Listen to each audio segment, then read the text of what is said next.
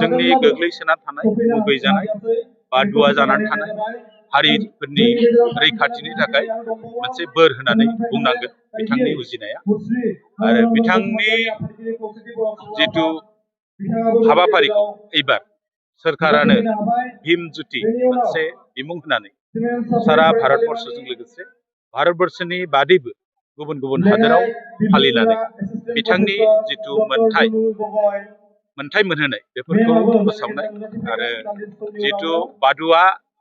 मोननाय मोनै बादुवा फोलेर बे जुजिनायखौ फोजोबनायनि थाखाय जिथु थांखि लानाय बेखौ फोसावनो नाजानाया गिदिर मोनसे खामानि होनांगौ। दिनै साफ्रोमबो गोग्लैसोनानै थानाय हारि माहारिनि थाखाय बिथाङा खामानि मावदों। बिसेसकै जों बुंनांगोन, जोंबो गोग्गानांगोन, जोंबो बिथांनि मुंखौ लानांगोन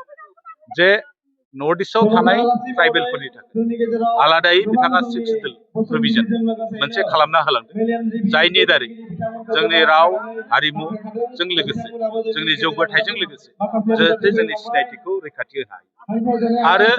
नर्थ इस्टनि बायजोआव थानाय गुबुन गुबुन रायजोआव थानाय ट्राइबेल माहारिफोरनि थाखाय बिथाङा 5th शिड्यूल बेबस्था खालामनानै बिथांमोननि सोलोंथाइ जौगानाय, रांखान्थि भाबै आवगानाय